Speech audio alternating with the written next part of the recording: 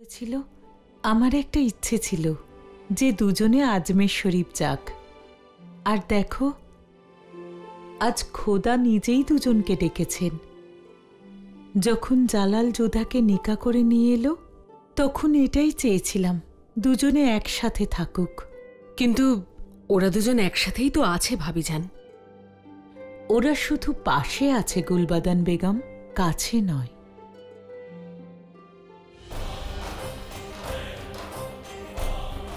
এখন আমার মনে হচ্ছে যে খোদাই চান ওরা দুজন যেন একসাথে থাকে। ইনশাআল্লাহ আজ নয়তো কাল ওরা পাশেও থাকবে আর কাছেও।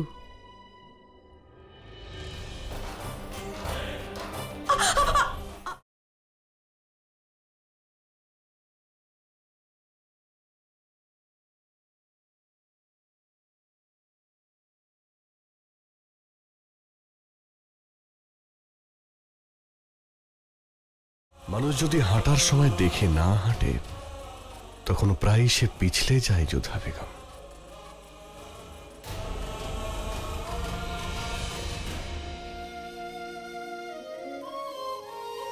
কখনো কখনো যদি কাঁটা পায়ে ফোটে তখন দোষ কাঁটার নয়, বরং সেই হাতের দোষ হয় যে সেই কাঁটা বিছিয়েছে।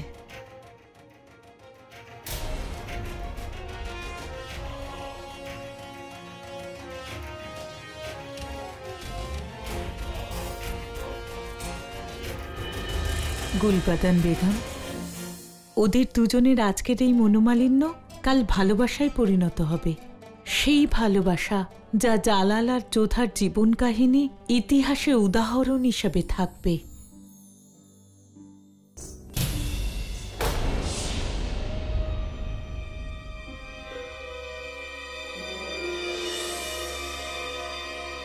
বাইরে গিয়ে পাহারা দাও, যাও।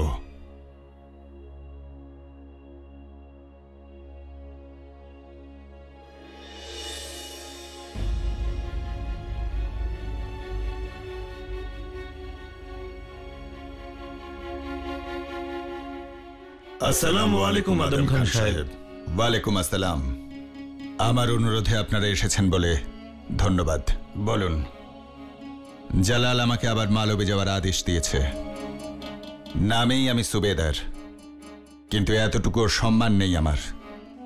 প্রতি মুহূর্তে তার আদেশ পালন করে চলতে হয় আমায়। ক্লান্ত হয়ে গেছি আমি। এবার আমি এর থেকে মুক্তি পেতে চাই। সেই জন্য আমি একটা উপায় ভেবেছি।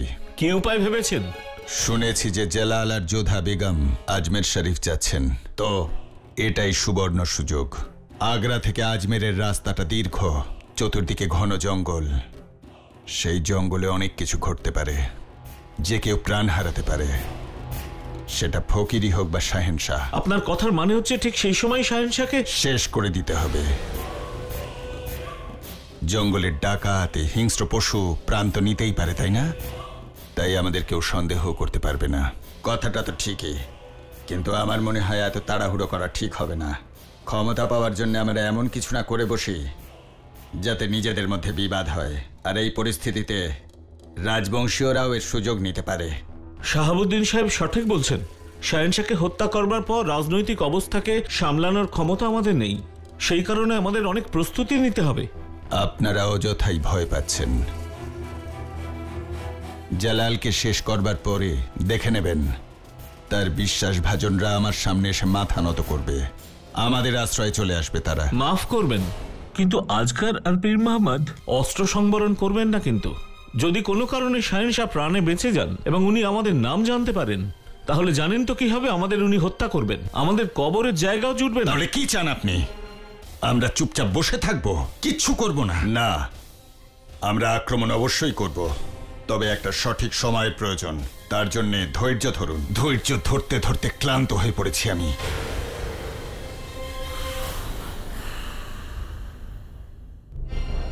আর যদি অপেক্ষা করি তাহলে মালবের অধিকার আমাদের হাত থেকে বেরিয়ে যাবে। গোপন খবর আছে বাজ বাহাদুর মালব জয় করার চেষ্টা করছে। আপনারাও যান, প্রস্তুতি নিতে শুরু করুন। খোদা হাফেজ। খোদা হাফেজ। আদম, আদাব ওয়াজির আলিয়া। আদা ওয়াজির আলিয়া। আদাব।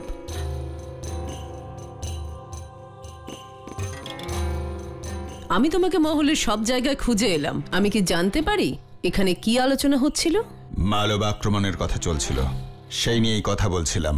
সেই জন্য তুমি কি মুনাম খান আর শাহাবুদ্দিনকে এখানে ডেকে পাঠিয়েছো? নিজের ক্ষমতার উপর তোমার ভরসা নেই? নিজের ক্ষমতার উপর আমার ভরসা আছে আমি জান, কিন্তু কি করা যাবে, আপনার প্রিয় জালালের আমার উপর ভরসা নেই। তাকেই বা দোষ দিই কি করে? আমার আম্মি জান নিজেই আমাকে এতটুকু ভরসা করেন না। পরে যাতে আফসোস না করতে হয় সেই জন্যে এখনই যুদ্ধের পরিকল্পনা করছিলাম। তবে আম্মি জান, খোদার দোহাই, সবসময় আমায় সন্দেহের চোখে দেখবেন না, আমার খুব কষ্ট হয়। আদম, আমি তোমাকে কোনোভাবেই সন্দেহ করি না, কিন্তু রাজনীতিতে এমনটাই হয় যে নিজের ছায়াকেও বিশ্বাস করা যায় না। খোদা হাফেজ আম্মি জান।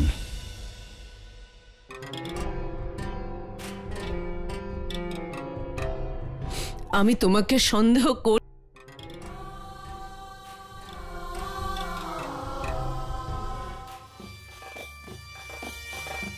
দাবা খেলা আমার ছোট থেকেই বেশ পছন্দের। মন দিয়ে শুনুন, জীবনের সমস্ত সফলতা, সমস্যা, সমস্ত পরিকল্পনা আর সমাধান এই খেলায় লুকিয়ে আছে। শুক্রিয়া, কিন্তু আমি এখন এটা নেব না রোকেয়া বেগম। আমি এই খেলা থেকে নিজের মনোযোগ সরাতে চাই না। আমার মোকাবিলা এখন আপনার সঙ্গে। আমার মনোযোগ সরে গেলে আপনি এই খেলায় জিতে যাবেন। ঠিক বলেছেন সালিমা বেগম, মনোযোগ সরলেই খেলা অন্য কেউ জিতে যাবে। যেমন আজমের শরীফে যাওয়ার বাজি জিতে গেল যোধা বেগম।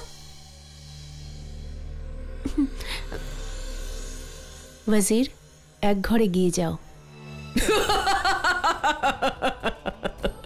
আমি বলেছিলাম বেগম যোধা আপনার মুখের হাসি কেড়ে নিয়ে আপনার চোখে জল এনে দেবে। সাবধান করেছিলাম আমি আপনাকে। আমি বলেছিলাম যে জালালকে আপনি আটকান আর মরতে দিন ওই যোধাকে, কিন্তু আপনি আমার একটা কথাও শোনেননি। আর এখন আজমের শরীফে যাওয়ার আপনার অধিকার কেড়ে নিয়েছেন বেগম যোধা। দেওয়ানে খাসের পরে জীবনের দাবা খেলায় আপনি হেরে গেছেন বেগম যোধার কাছে।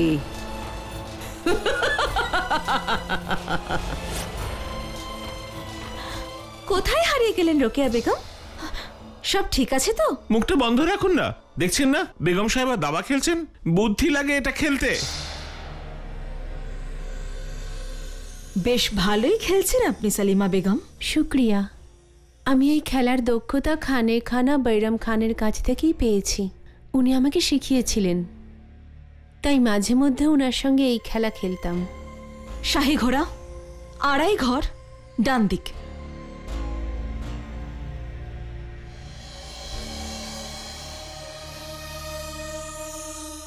ভালো চাল দিয়েছেন আপনি রোকেয়া বেগম, কিন্তু আপনি শেহেনশাহকে অসুরক্ষিত করলেন।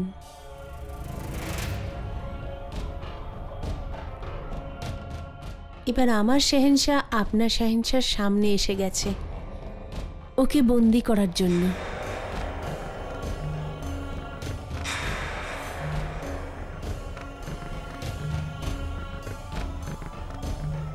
এতটাও খুশি হবেন না সালিমা বেগম।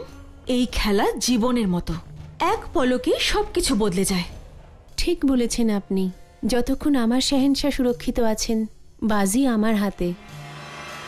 এবার দেখুন, আমি আপনার শেহেনশাহ সমস্ত পথ আটকে দিয়েছি। এই হলো কিস্তি। কিস্তি দিয়েছেন, কিন্তু মাত দেওয়া অসম্ভব। উজির, হত্যা করো।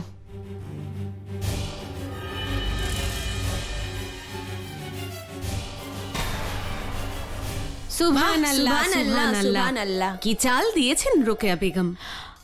আমার সামনে যে বেগমই আসুক না কেন সালিমা বেগম, আমার শেহেনশার কাছে কেউ পৌঁছতে পারবে না, কারণ ওনার মস্তিষ্ক কেবল আমার ইশারায় চলে। কোনো বেগম আমার শেহেনশাকে বন্দি করতে পারবে না, পারবে না কেড়ে নিতে। শেহেনশাহ কেবলমাত্র মালিকায়ে খাসের।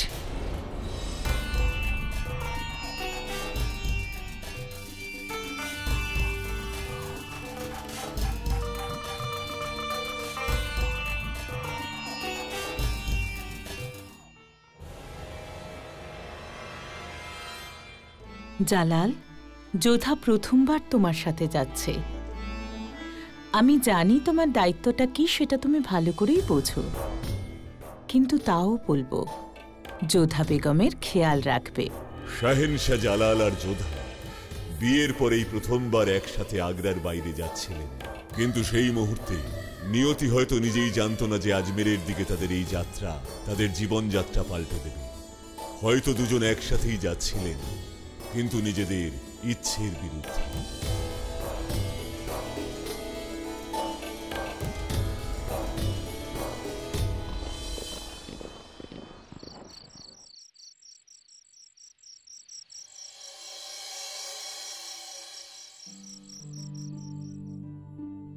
তুমি কি জানো শাহেনশাহ তাঁবুটা কোন দিকে? আমার তো মনে হয় আজ রাতের জন্য শাহেনশাহ নিজের তাঁবু আলাদা করেননি। উনি বোধহয় আজ রাত্রে আমার তাঁবুতেই থাকতে চান। আমি তো ওনাকে স্পষ্ট বলে দেব যে আমার এটা পছন্দ নয়, তাতে যা খুশি হয়ে যাক। আমি একই তাঁবুতে শাহেনশাহর সঙ্গে কিছুতেই রাত কাটাতে পারবো না। এমনটা নয় যোধা বেগম, আপনি না জেনে শুনে এত কেন দুঃখ পাচ্ছেন? হতেও তো পারে এরকম হলো না।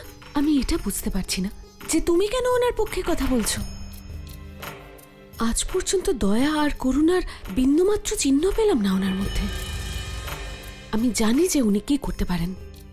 ওনার সঙ্গে এখনই কথা বলছি।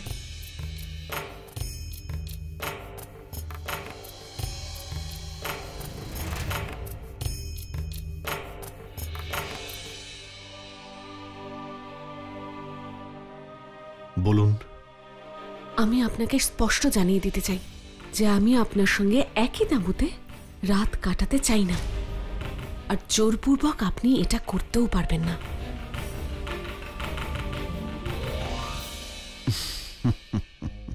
আপনার এই হাসির মানে কি? এর মানে হলো আপনার মধ্যে ধৈর্যের খুবই অভাব যোধা বেগম। ওই তাঁবুটা কি আপনি দেখতে পাচ্ছেন? ওটা আপনার তাঁবু, যেখানে আপনি থাকবেন, আর আমার তাঁবু এইটা। আমি জানি আপনি আমার সঙ্গে থাকতে চাইবেন না, আর একটা কথা জেনে রাখুন যে সেই শখ আমারও নেই।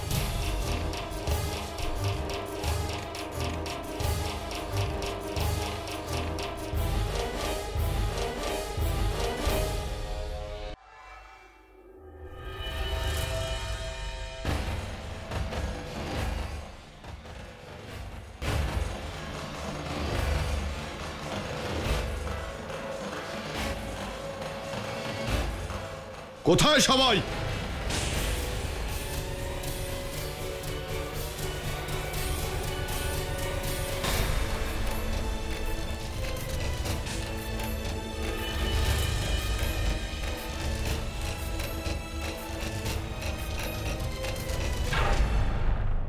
তুমি উত্তর দাও, কে তুমি আর কোথা থেকে এসেছো? আমি সেই জায়গা থেকে এসেছি যেখানকার রাজকুমারীকে আপনি বিয়ে করেছেন। আমাদের মাতৃভূমিকে অপমান করেছেন, আর আপনার সাথে সাথে রাজা ভারমাল আর রাজকুমারী যোধাও আমাদের রাজবংশীয়দের মাথা নত করে দিয়েছেন। আমি তার প্রতিশোধ নিতে এসেছি। আমাদের ওখানে রাজকুমারীদের বংশের গর্ব বলে মনে করা হয়, কিন্তু আপনি রাজকুমারী যোধা, আপনি তো আমাদের সমাজের কলঙ্ক। আর আপনার পিতাও আপনাকে এদের হাতে তুলে দিয়ে। চুপ করো তুমি। আর যদি একটা কথা বলো তাহলে তোমার মৃত্যু নিশ্চিত। মরতে ভয় পাই না আমি, কিন্তু আপনি আমাকে ছুঁলে আমি অপবিত্র হব। তার চেয়ে বরং আমি আত্মহত্যাই করব।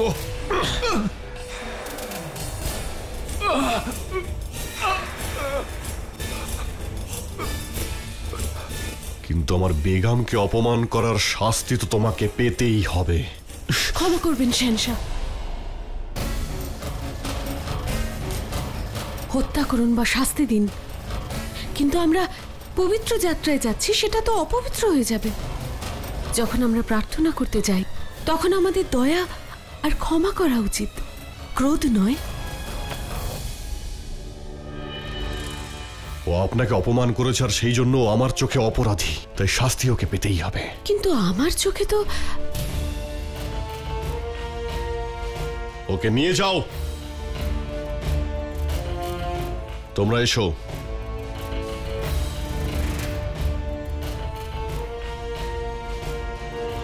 এবার বলুন, কি বলছিলেন আপনি?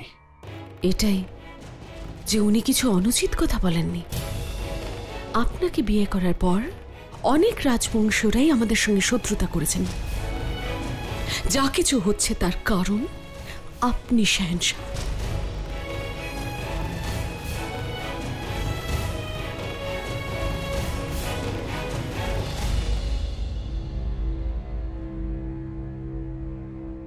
হুজুর, আজ যে ঘটনা ঘটলো তাতে বোঝা যাচ্ছে যে আপনার বিপদ আছে।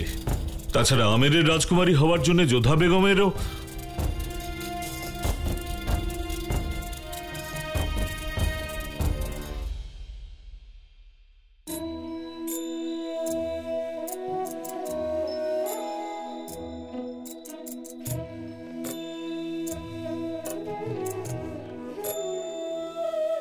রানীমা, আজ যা কিছু হয়েছে তারপর আপনার সুরক্ষার কথা মাথায় রেখে শাহেনশাহ আজ রাতে আপনার তাঁবুতেই থাকার সিদ্ধান্ত নিয়েছেন।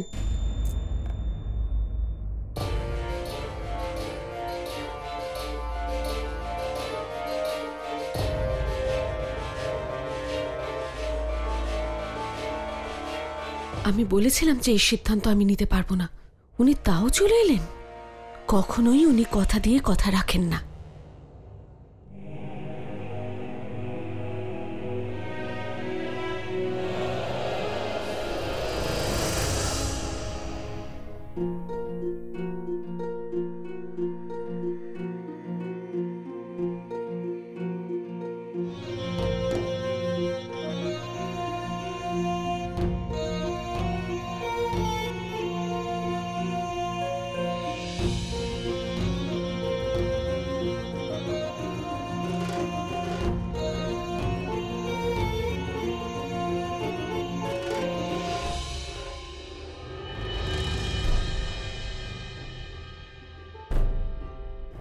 আপনি কি রাতে ঘুমোন না যোধা বেগম?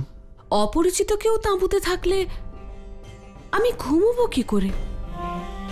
তাহলে ঠিক আছে, একটা কাজ করি, আপনি জেগে থাকুন, আমি নিশ্চিন্তে ঘুমোই।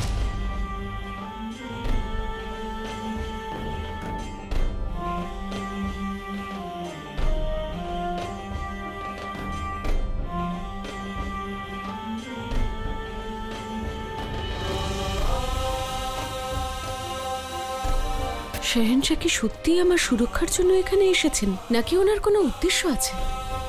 দেখো, আমার ঘুম নষ্ট করে কিরকম শান্তিতে ঘুমোচ্ছেন।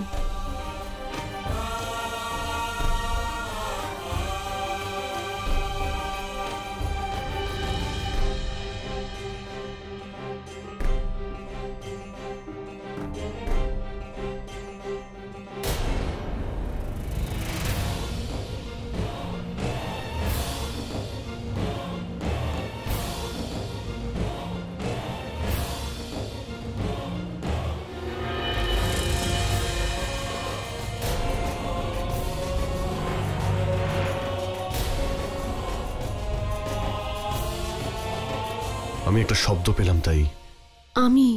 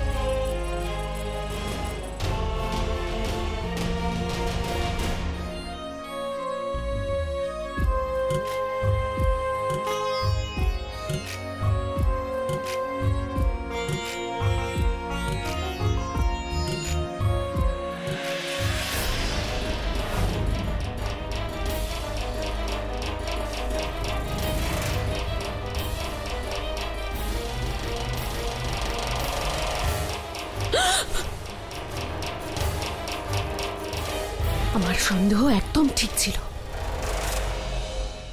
সুরক্ষার কথা বলে আপনি আজ রাত্রে আমার তাঁবুতে থাকলেন, এত বড় সাম্রাজ্যের শেহেনশাহ হয়ে এটা আপনাকে শোভা পায় কি? এভাবে অশোভনীয় ব্যবহার করছেন। শেহেনশাহর কর্তব্য নারীদের সম্মান করা, তাদের রক্ষা করা। চলে যান এখান থেকে, আমার সুরক্ষার প্রয়োজন নেই।